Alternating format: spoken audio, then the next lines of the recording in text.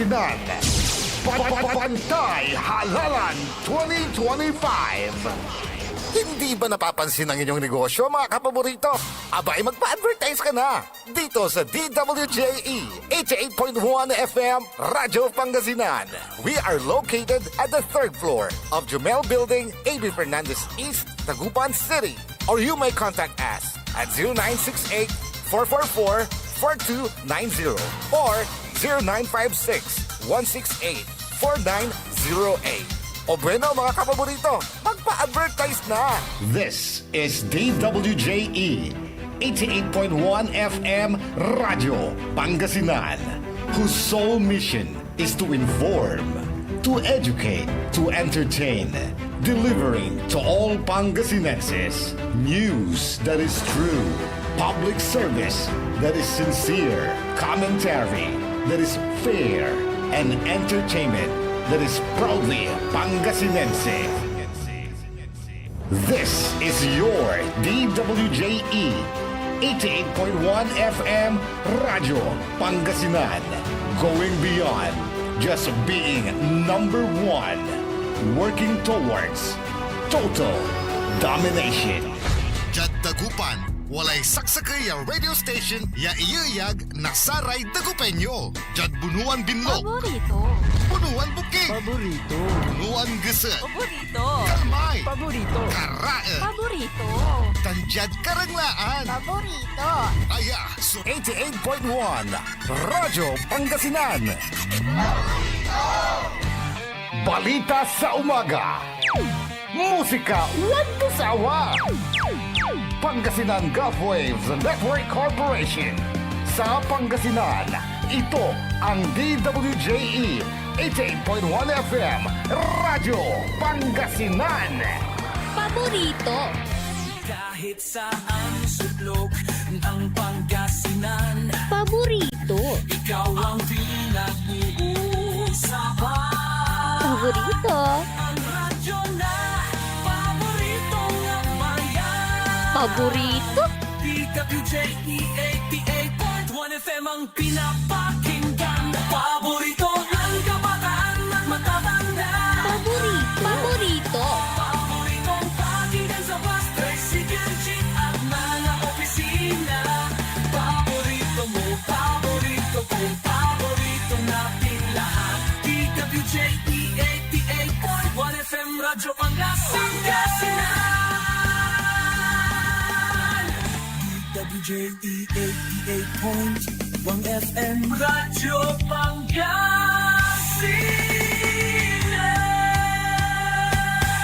Paborito. Ang susunod na programa ay rated GP. GP? Ano yun? Garantisadong pampaborito! Narito na ang mga unang balita sa araw na ito. Radyo Pangasinan Balita. Be informed. Be the first to know.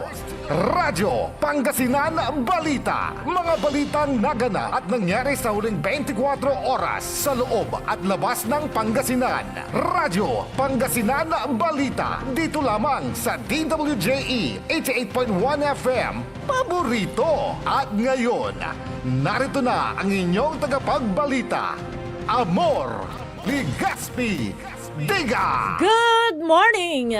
Maambig ya kabasan at si kayo namin kapaborito. Agaw natin na Lunes, April 7, 2025. Welcome po muli sa Radyo Pangasinan Balita. Radyo Pangasinan Balita. At ngayon, sa ulo po ng ating mga balita. Sa ating balitang lokal, vendor arestado sa ilegal na baril at droga. Radyo Pangasinan Balita. Dalawang lalaki naman nabitag sa inilatag na bypass operation. Radyo Pangasinan Balita. Sa ating balitang pambansa, Vice President Sara Duterte nakabalik na sa Pilipinas. Radyo Pangasinan Balita. Emergency Cell Broadcast Service. Di raw pwede sa pangangampanya ayon sa OCD. Radyo Pangasinan Balita. Sa ating balitang pandaigdig, ilang mga bansa agad na nakipag-ugnayan kay US President Trump patungkol sa taas taripa. Radyo Pangasinan Balita. Dalawang mambabatas naman ng UK hindi pinapasok sa Israel. Radyo Pangasinan Balita. At sa ating balitang sports, sa Converse tinalo ang Phoenix sa nagpapatuloy na PBA Season 49 Philippine Cup.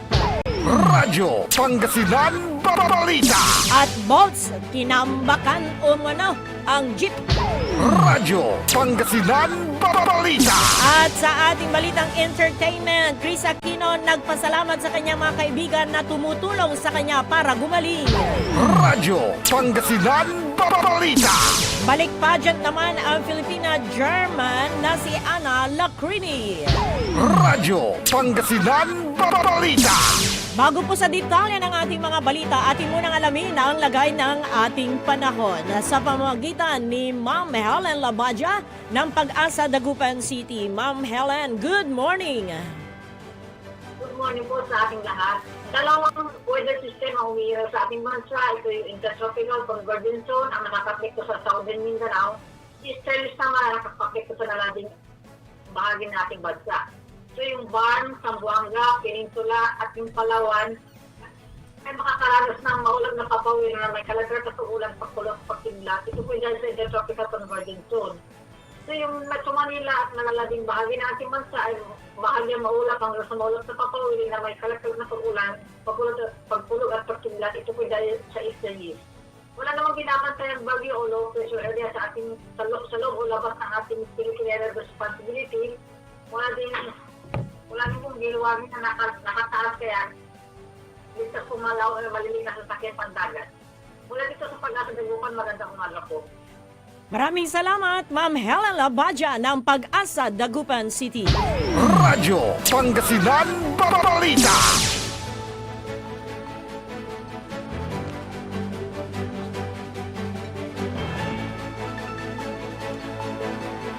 Walong minuto makalipas ang alas 7 ng umaga at ngayon sa detalye po ng ating mga balita. Sa ating balitang lokal, sa bisa ng search warrant na inisyu ng korte, inaresto ng otoridad ang isang vendor na nakuhanan ng illegal na baril at suspected illegal drugs sa Ordaneta City. Ayon sa pulisya, sa nasabing operasyon, na-recover sa bahay ng suspect na 39 anyos ang 5 piraso ng heat seal transparent plastic sachet na may laman na suspected shabu na tinatayang may timbang na 3 gramo na may market value na 20,400 pesos. Nakuha din sa suspect ang isang unit ng caliber 45. May iba't ibang bala ng baril tulad ng caliber 45 12-gauge shotgun, isang caliber kaya bala mula sa caliber 22 at bala ng caliber 38. Mga drug paraphernalias at 2 digital weighing scale. Ang manasabing ebidensya at suspect ay dinala sa police station para sa kaukulang disposition. Kasong paglabag sa Republic Act 9165 o Dangerous Drug Act at paglabag sa RA 10591 o kay Comprehensive Law on Firearms and Ammunitions ang kakarapin ng suspect. Radyo Pangasinan Balita.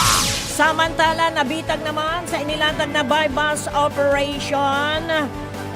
Okay, nabitag sa inilatag na anti-illegal drug buy-bus operation ang 2 lalaki sa bayan ng Calasiao. Sa ulat inilabas ng Calasiao Police na aresto sa Barangay San Miguel ang mga suspect na 22 anyos tricycle driver at 30 anyos na laborer. Nakumpiska sa mga ito ang 2 piraso ng heat seal transparent plastic sachet na may laman na suspected shabu na tinatayang may timbang na 2.57 grams na may market value na 17,476 pesos at isang 500 peso bill mark money. Ang mga suspect at mga ebidensya ay dinala sa police station para sa kaukulang disposition. Radyo Pangasinan Balita. Samantala sa bisa naman ng isinilbing warrant of arrest na dakip ng otoridad ang itinuturing na top 1 most wanted person sa bayan ng Asingan. Ayon sa pulisya, ang 40 anyos na WP ay may kasong paglabag sa Section 11 ng Republic Act 9165 o Dangerous Drug Act na may inirekomendang 200,000 pesos na bail bond para sa pansamantalang kalayaan. Dinala sa police station ang wanted person para sa kaukulang documentation at kaukulang disposition. Radyo Pangasinan Balita.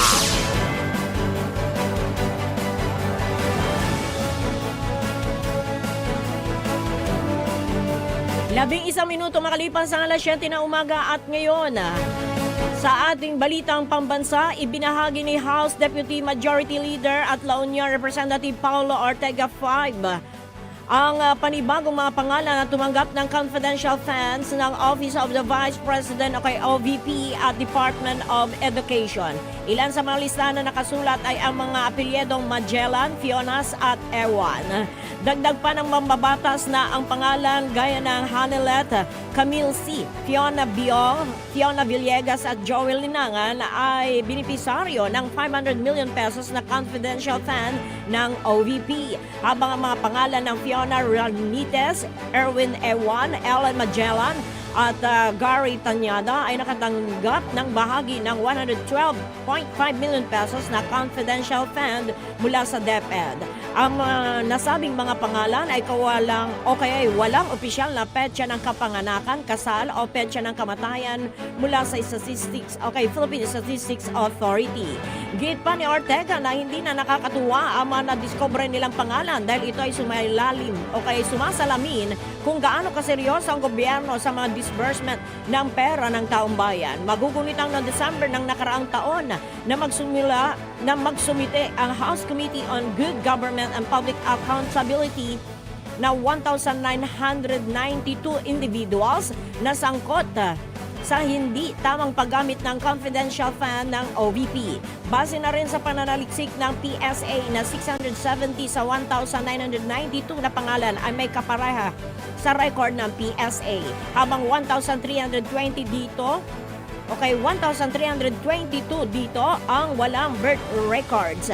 1,456 naman ang walang marriage records at 1,593 ang walang death record. Radyo Pangasinan Balita. Samantala, nakauwi na ng Pilipinas si Vice President Sara Duterte matapos ang halos isang buwang pananatili sa The Hague, Netherlands. Sa impormasyon mula sa Office of the Vice President, dumating ang pangalawang Pangulo sa Ninoy Aquino International Airport kahapon, April 6, 2025, banda alas 9:56 ng gabi via Emirates Airlines flight number EK334. Matatandaan na natili si VP Sara Duterte sa The Hague, Kingdom of the Netherlands simula noong March 12, kasunod ng pagkakaaresto sa kanyang amang si dating Pangulong Rodrigo Duterte na kasalukuyang nasa International Criminal Court Detention Facility dahil sa kasong crimes against humanity. Inaasahan na sa mga susunod na araw ay maglalabas umano ng mga pahayag ang Vice Presidente sa ilan pang mahalagang usapin o isyang kinakarap nito ngayon ayon sa OVP. Radyo Pangasinan Balita. Mariing kinundi na naman ng Office of Civil Defense o kay OCD ang paggamit ng Emergency Cell Broadcast System o kay ECBS para sa pangampanya ngayong national and local election.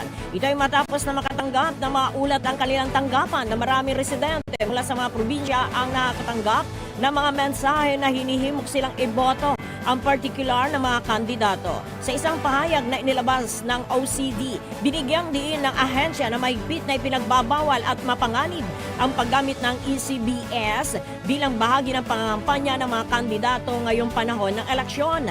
Ayon sa ahensya, ang ECBS ay hindi dapat ginagamit sa pangangampanya at para lamang sa pagbibigay ng mga impormasyong life-saving alerts tuwing emergencies gaya ng lindol, bagyo at ilang pang mga sitwasyon na maaaring makaapekto sa seguridad ng publiko. Ang paggamit nito sa political purposes ay maaaring makaapekto sa pamamahagi ng mga emergency alerts at maaaring maging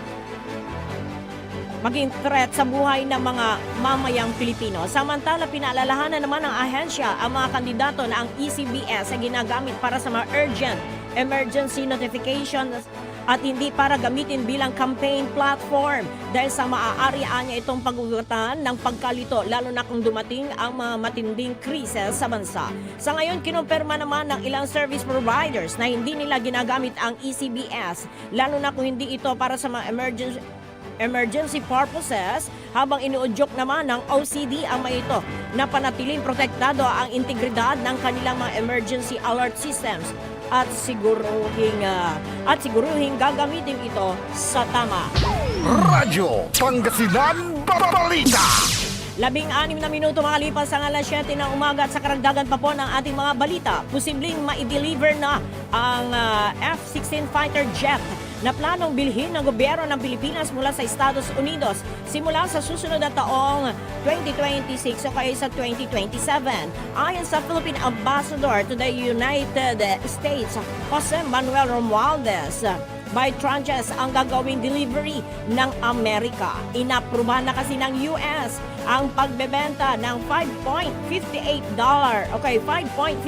billion na mga modernong fighter jets sa Pilipinas. Ang mga nasabing fighter aircraft ay gagamitin para sa defense posture ng Pilipinas. Kinumpirma ni Ambassador Romualdez na ang mga nasabing fighter jets ay mga brand new. Ang planong pagbili ng F-16 fighter jet ay may tuturing na pinaka-ambisyoso at pinakamahal na gagawing procurement ng Pilipinas sa ilalim ng AFP Modernization Program. Sinabi ni Romualdez na nakadepende sa napag-usapan ng mga terms at kung ito ay affordable para sa Pilipinas at kung maaprubahan ng Kongreso at ni Pangulong Ferdinand Bongbong Marcos Jr. Aminado si Ambassador Romualdez na ang patuloy na pagiging agresibo ng China sa West Philippine Sea ang dahilan kung bakit nais ng Pilipinas na i-modernize ang sandatahang lakas ng Pilipinas at bumili ng mga fighter jets. Git ng Ambassador, ang patuloy na pambubuli ng China ang pinakamalaking hamon sa ating territorial integrity at sovereignty. Una nang inihayag na Executive Secretary Lucas Bersamin na ang pagbili ng Pilipinas ng fighter jets ay hindi para sa isang specific target or state. Ayon naman sa National Security Council o kay NSC, ang procurement ng F-16 na fighter jets ay bahagi ng modernization program ng AFP. Radyo Pangasinan Balita.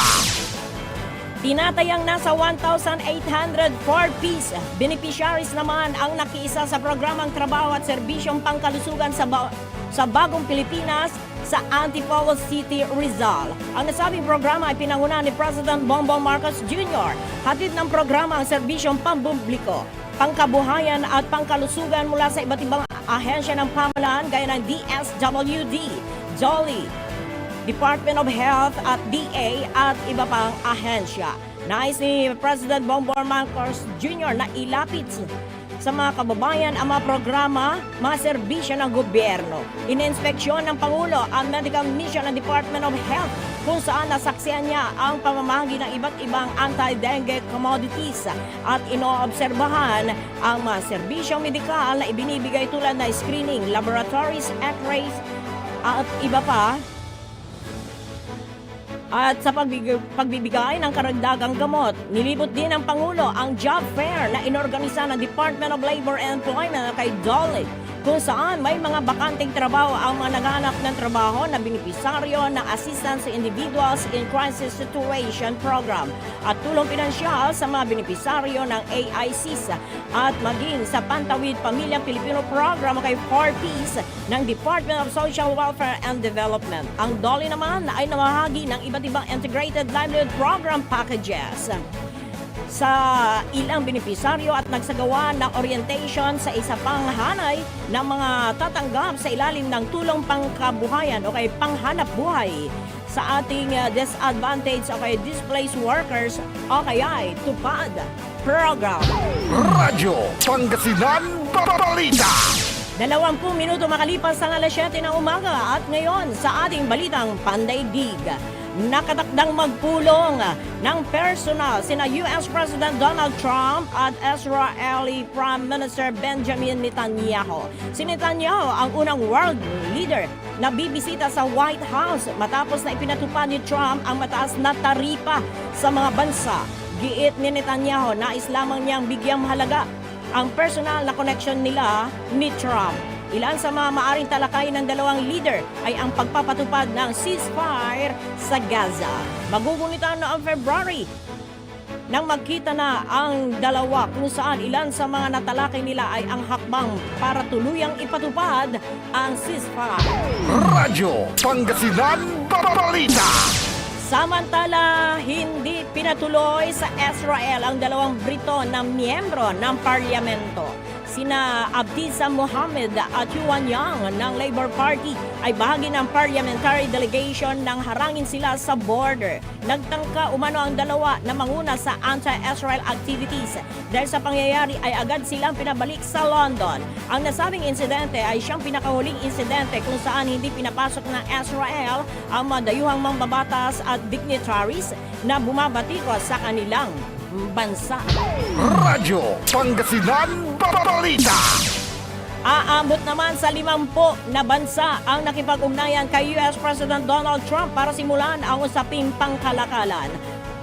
Ayon kay US National Economic Council Director Kevin Hassett, na ang nasabing hakbang ay matapos na magpatupad si Trump ng taripa sa mga bansa. Itinanggi rin ni Hassett na estratehiya ng Trump ang pagpapataw ng taripa para masira ang financial markets at ma-pressure ang US Federal Reserve na bawasan ang interest rates. Magugunitang maraming mga bansa rin na ang gumanti at nagpataw ng mataas na buwis laban sa US. Radyo Pangasinan Balita.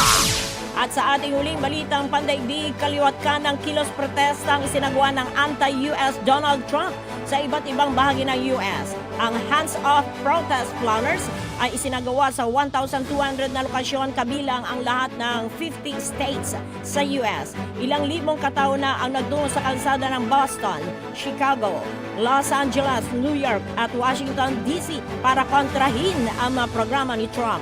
Ilan sa mga ikinagagalit na protesters ay ang programa ni Trump mula social hanggang economic issues. Isinagawa ang kilos protesta ilang araw bago ang pagpataw ni Trump na mataripa sa iba't ibang mga bansa. Radyo Pangasinan Balita. At ngayon sa ating balitang sports, naitala ng Converse ang kanilang unang panalo matapos talunin ng Phoenix sa score na 92-83 sa nagpapatuloy na PBA Season 49 Philippine Cup. Sa simula ng laro ay inulan ng depensa ng Fibers ang Fuel Masters sa laro na ginanap sa Ninoy Aquino Stadium. Bumida sa panalo ng Converse si Alex Stockton na nagtala ng 18 points habang mayroong 10 points, 10 rebounds si Jason Arana. Hindi naman umobra ang ginawang 15 points at 12 rebounds ni Kai Balangay at 13 points ni Tyler Teo para sa Fuel Master na mayroon ng 2 talo at wala pang panalo. Radyo Pangasinan Balita. Samantala, tinambakan naman ng Meralco Bolts ang Jeep sa score na 118-80 sa nagpapatuloy na PBA Season 49 Philippine Cup. Nanguna sa panalo si CJ Cancino na mayroong 19 na points, Kurt Rayson na mayroong 16 points at Bong Quinto na mayroong 13 points sa laro na ginanap sa Ninoy Aquino Stadium.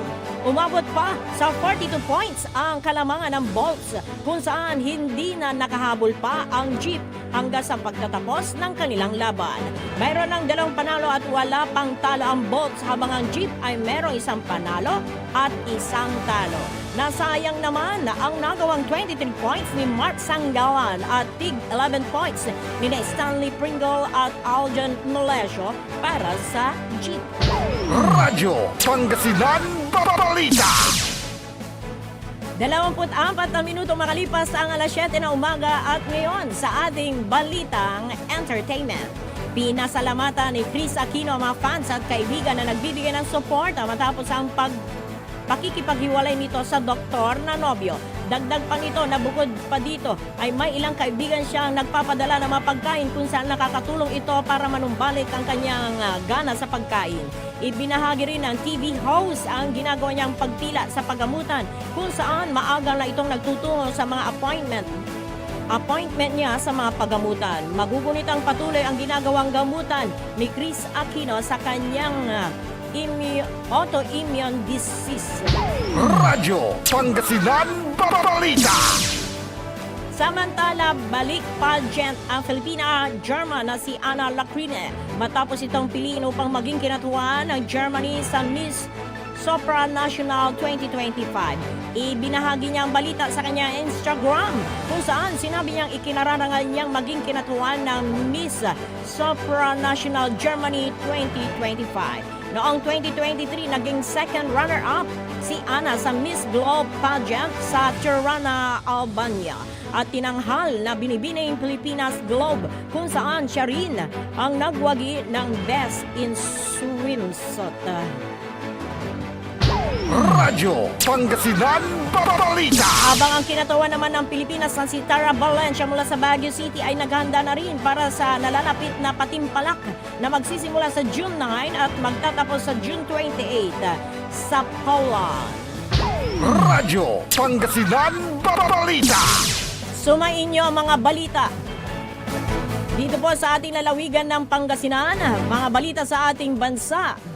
Mga balitang pandaigdig, sports at entertainment. Sa ngalan po ng ating nakasama sa technical side na si Engineer Richard Olanday. Ako po si Amor Ligas-Vidiga. Maraming salamat and magandang morning! Sikaratan Susaray Manunaan na Balita. Edsayan Kabuasan. Radyo Pangasinan Balita. Ang puta-putang Iran Balita. Kayo mismo ba pumatay? Ako? Marami. Ang puta-putang Iran Sunata. Hot shot running in my non-stop 30. Son, ang puta-putang Iran